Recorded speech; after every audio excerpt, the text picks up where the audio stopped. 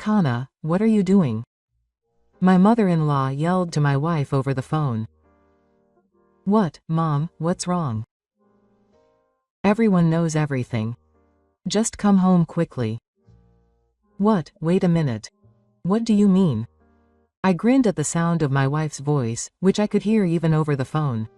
My name is Nakano Hiroshi. I'm an ordinary office worker. My wife, Kana, is a nurse and we've been married for 10 years. Kanato and I met by fate. She was working as a nurse at the hospital where I went for a detailed examination after failing a medical checkup at work. During the various tests, Kana happened to be in charge and encouraged me many times when I was full of anxiety. She was reliable, but when she laughed, she was a little childish, and I was immediately attracted to her. I called out to her and we had dinner together a few times, and before I knew it, we were dating and getting married. We didn't have any children, but I was happy with our life together. We were both busy during the weekdays and sometimes we missed each other, but on weekends, we went to a nearby cafe or watched movies at home. It's quiet and calm, but not bad. That's how I lived my days. One day, that life started to fall apart with a bang. That day, I faced the office. In fact, I had been feeling tired since the morning, and my chest felt heavy every time I breathed. I thought it was nothing serious, so I went to work, but the symptoms didn't subside, and I was worried about my heart, which had been suffering from a long-term illness, so I went to the hospital just to be sure. The results of the examination were much worse than I thought. You need surgery immediately. Let's go through the procedures for hospitalization and surgery. When Ishii told me that, everything became blurry in front of my eyes. I had no idea that it had gotten so bad. What should I do? I felt pure fear, and thoughts of how much longer I would live ran through my mind. It was my first time in my life to be hospitalized or have surgery, so I didn't know what to do. I waited for Kana to come home that night and immediately consulted with her. I had contacted her in advance, saying that I would come home early because I had something to talk to her about, but when she came home from work, she looked the same as usual. She didn't seem worried about me. I'm home. By the way, Hiroshi, what's the story? She said that lightly as soon as she saw my face, and I wondered how to start the conversation. Kana, you see, I went to the hospital today. I said that after a short pause as she sat on the sofa after washing her hands. I said that seriously, but I got an unexpected answer from her. You feeling sick again? I didn't even notice. Are you okay? Kana was searching for a bag of snacks while watching TV. There was no kind girlfriend there who used to worry about me. I continued talking, confused by Kana's state. Yes, that's right. And the diagnosis was worse than expected. That's why you need surgery. I've taken care of some of the procedures today. At that moment, Kana's hand stopped for a moment. But her face was still facing the TV. That's right. That's tough. Then you should be hospitalized and operated on properly. You'll get better if you have surgery. The way she said it was so lighthearted, as if it was someone else's problem. Anxiety gradually spread inside me. That's true, but, well, you know, she'll be there for me on the day of the surgery, right? It's Muratsuki Maruhi. I said it boldly. I naturally thought she'd be there for me, but I got worried when I saw that she didn't show any signs of worrying about me. But her answer was beyond my expectations again. Muratsuki Maruhi? Oh, I'm sorry. I've been planning a solo trip since the week before, so I won't be home. There's no way I'll get there, Hiroshi. I widened my eyes. Traveling alone. Yeah, I've been taking time off there for a while now. I hadn't told Hiroshi yet, but I was planning to go on a solo trip to refresh myself a bit. I was at a loss for words. It sounded like the weight of a weather forecast was the only thing I heard about my hospitalization.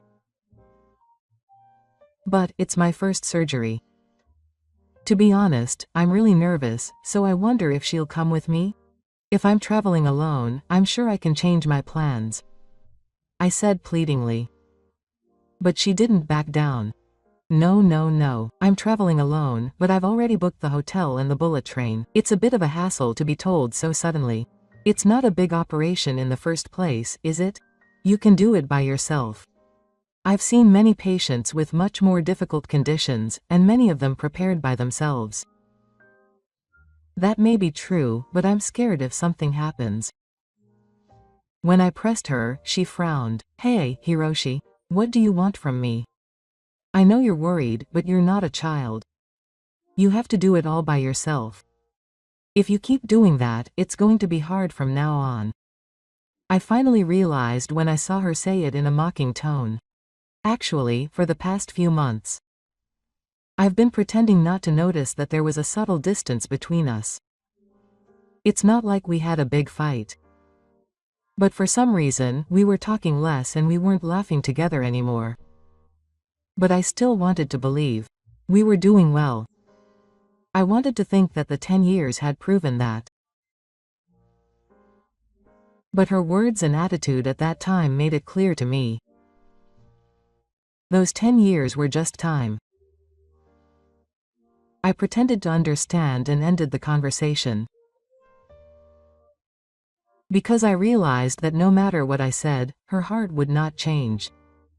I took out a beer from the refrigerator to have a drink, and when I opened it, the sound of it was strange.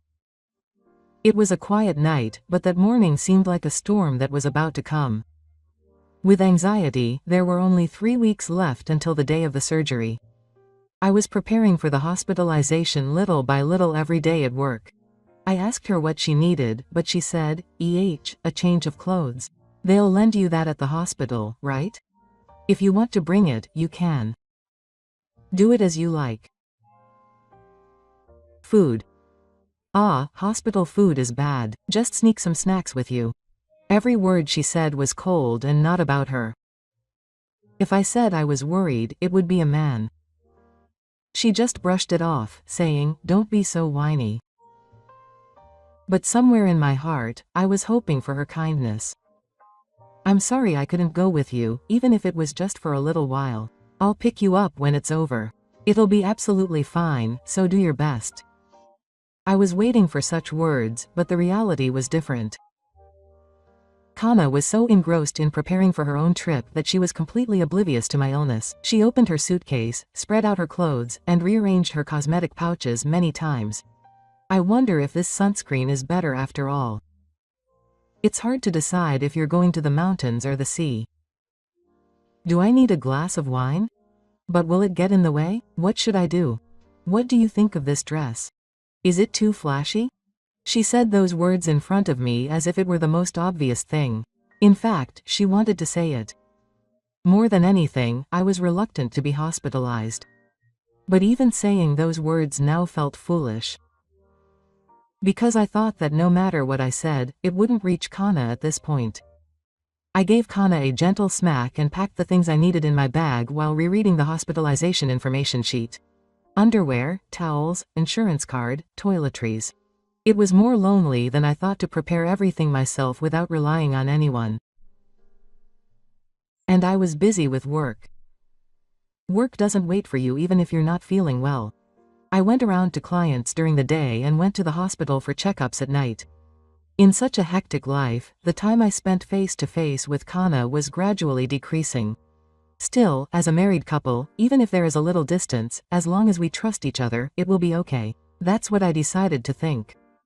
But one day, something happened that made my beliefs crumble with a sound. It was a day when there were only 2 weeks left until the surgery. I was relaxing in the living room that day, and then Kana contacted me. I'm sorry. It looks like it's going to rain, so please put away the laundry. I immediately got up and headed to Kana's room.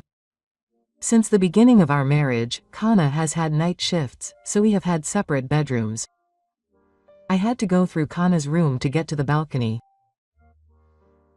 Just as I was about to put the laundry away, I suddenly noticed a travel magazine that had been left on the table.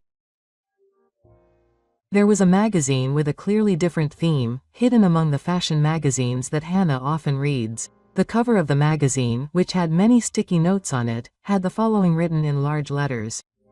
Special feature on travel plans for couples only for adults. I stopped in my tracks. A trip for couples only, just the two of you. The best memories. I felt a cold feeling in my chest when I saw those words lined up on the cover.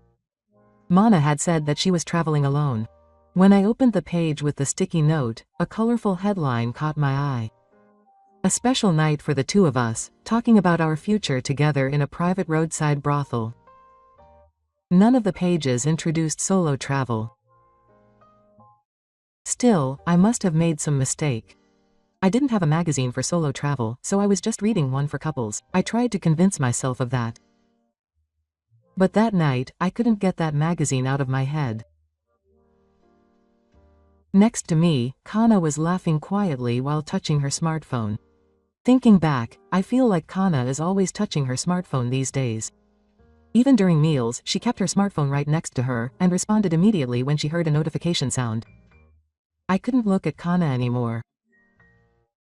And after the meal, while Kana was taking a shower, I quietly headed to her room.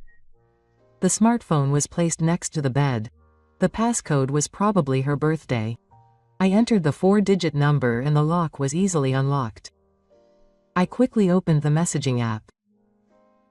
The name I saw there was Dr. Kato. I knew that name. I intended to work at the hospital where Kana works. I had met him once at the wedding. I had a serious, kind and calm impression, but the conversation that followed betrayed that impression. Kana was cute today too. I'm jealous of your husband for having such a cute wife. Don't worry about her. I've been cold towards her for a long time. The only person I like is you. It makes me so happy when you say that. I actually want to be with you all the time and not work. Me too, sensei. I'm so excited about our trip next week that I can't sleep. I want to be alone with you soon. The inn you picked is the best. I'm glad we finally have time to be alone. Let's stay together forever. I want to hold you tight. That guy must be me. My fingertips were trembling as I scrolled. My hands were sweaty and I was short of breath. Kana had been lying all this time. While I was clinging to her, feeling anxious, she was excited about her trip with another man. I noticed that the shower had stopped and I hurriedly put my phone back. Kana came back to the room with her hair wrapped in a towel, but she didn't seem to notice anything when she saw my face. What's wrong? Don't stare at me like that. No, sorry, nothing. I'm going to bed now. Good night. Good night. I managed to hide the trembling in my voice, but my chest was swollen. Just before hospitalization, I was hit with a pain worse than the illness. Damn it. I got into a deep depression and threw my pillow at the wall. As time passed, feelings of anger welled up inside me. The moment I saw the message from Kato, I was just shaking with him. Not with anger or sadness. I was just stunned that the form of marriage that I had believed in until then was more fragile than I thought. But my feelings gradually changed to anger towards the two of them. I muttered to myself, just wait and see. That was the moment my desire for revenge flared up. The next morning, before going to work, I spent a few minutes on the internet looking for renewal offices. I decided to go to a nearby renewal office that had been described in reviews as polite and quick to respond. I called the renewal office after leaving the house and getting into my car. I'm sorry. I have something to discuss with you about my wife.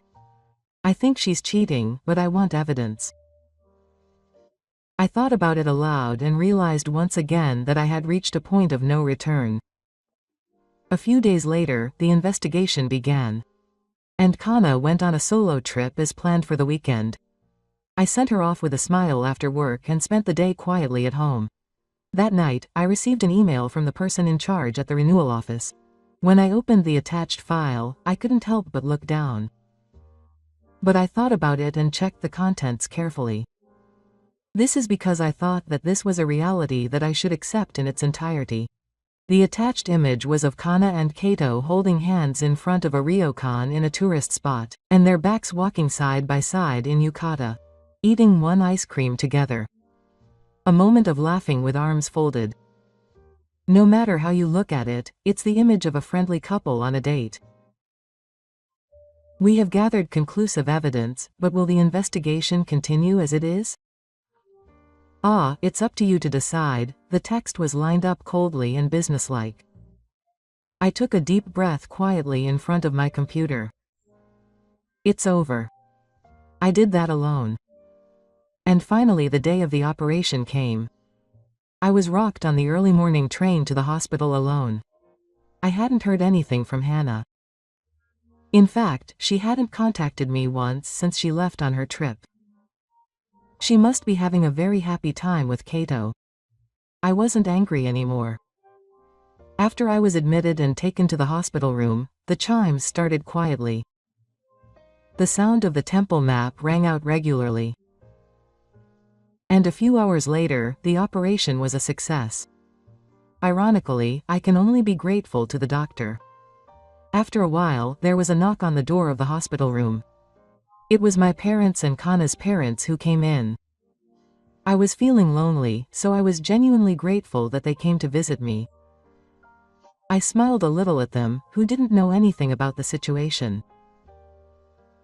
Thank you for coming. I'm sorry for bothering you, Dad. Of course. How are you feeling? My mother's hand touched my shoulder. The warmth of it made me tear up a little. Yes, it's okay. Hishi-kun, you've had a hard time.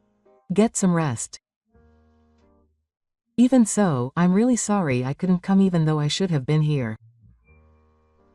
My father-in-law bowed his head. No. We refused for a while after saying that. Then, when we had calmed down, I took out my computer from my bag. I'm sorry, Dad and Mom. I know it's a time like this, but I'd like you to take a look at something. The two of them looked puzzled. But the moment they saw the computer screen, their expressions froze in an instant. My mother-in-law muttered in a small voice. Hiroshi, is this really true? My parents also looked at the computer screen and were speechless. What is this? Is this it? It's not Chan, right? I explained slowly to my surprised parents. As you can see. In fact, I asked the renewal office to collect these pieces of evidence.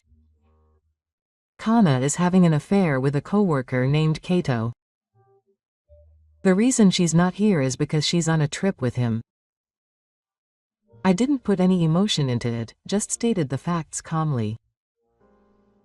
I felt like my heart was moving far away.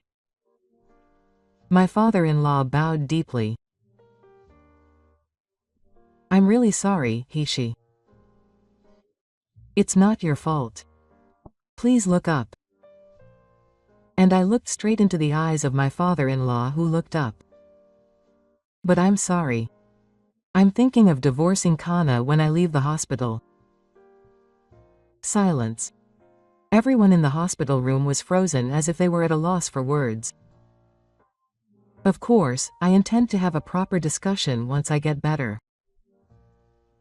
However, I can no longer trust her. I don't know if she wants to get back together, but I want to divorce her even if she wants to get back together. My parents-in-law couldn't say anything. My mother-in-law held her eyes half-worthily, and my father nodded silently. My parents also looked at me with sad faces. No one denied my decision. Then my mother-in-law suddenly held my hand and said in tears, Hiroshi, I'm so sorry. We didn't know anything. But this kind of betrayal is never forgivable. I'll make that child pay. Then my father-in-law spoke. We raised you badly. I'm so sorry. I don't know how to look when I think about what you've done for me so far. I just nodded quietly to my parents-in-law's words. I can't forgive the betrayal, but my parents-in-law are not guilty. Rather, they seemed to be more shocked than they were. A few minutes later, my mother-in-law suddenly took out her smartphone and started calling. Kana, I want to talk to you right away. Come back. Her voice was filled with the anger and sadness of a mother. Kana, who was at the height of her happiness, must have been very surprised by the sudden phone call. The voice leaking from my mother-in-law's smartphone was clearly shaking in unison. It was here that she was brought back to reality for the first time. At that moment, I received an email on my smartphone. The other party was Kato's wife, Akiko Kato. Thank you for sending me the evidence photos of your infidelity. I just called your husband and requested a divorce and compensation. I told your wife that I will also request compensation. Yes, I got Kato's address from the renewal office and sent the evidence photos to his wife, Aiko. The relationship that he thought he had completely hidden was exposed with just a few photos. Kato must have been very worried after receiving the call from his wife. But there's no point in denying it. All the evidence is with my wife. There's no way she can change the truth with words now. The next day, Kana hurried back from her trip. And as soon as she arrived at my hospital room, she got down on the ground and begged. I'm so sorry. Please forgive me. I coldly replied to her as if she was screaming, what are you saying? This is a hospital, so please be quiet. I'm sorry. There's no way I can forgive you. Are you stupid? You're probably in trouble because Akiko asked you to pay compensation. You deserve it. And I'm also planning to ask Kana and the doctor for compensation. And we're getting divorced. Please repeat your request. Of course it's impossible. What are you talking about? Visiting hours are about to end. Please leave quickly. Oh, I'm sorry. Hiroshi, I'm sorry. And about the house key. Ah, the key. I thought Kana wouldn't need it anymore, so I changed the lock before she was admitted.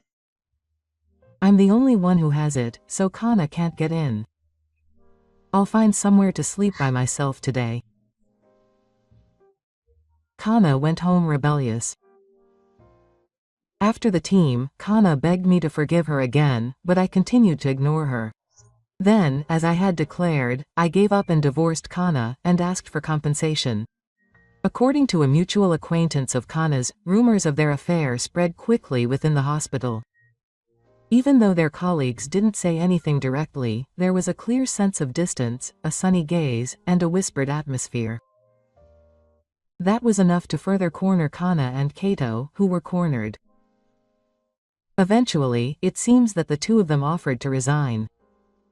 Formally, it was for the sake of one's own convenience, but the reason was clear to everyone. The two lost their jobs, lost the public's trust, and had to pay the price of divorce and compensation. Kato then tried to transfer to another clinic, but it seems that his reputation at his former hospital drew a king and it didn't work out. Information spread surprisingly quickly within the industry. There are not many places that welcome a will that has lost trust. Kana was also looking for a new job, but she was always asked in interviews. She said she couldn't answer the question of why she quit all her jobs. The words, resigned from the hospital, on her resume were the heaviest thing of all. As a result, both of them have been unemployed for a long time, and I heard that Kato has put his previous house up for sale because of financial difficulties. His child was taken in by his ex-wife, so in addition to monthly child support, he also had to pay alimony. Kana also seems to be living a meager life while being chased by payments. A person who used to say that he would go on a solo trip as lightheartedly as Haru is now having trouble paying utility bills. But when I heard that, I felt no emotion. I just thought quietly in my mind that it was a natural result. A few months later, I moved out of my room in Tokyo and started my longtime dream of living in the countryside. A small town in the mountains.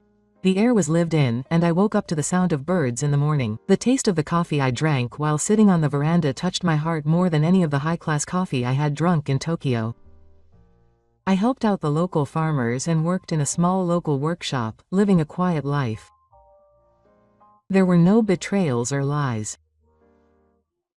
The scars from the surgery are still faintly visible, but they seemed like a sign of a new life.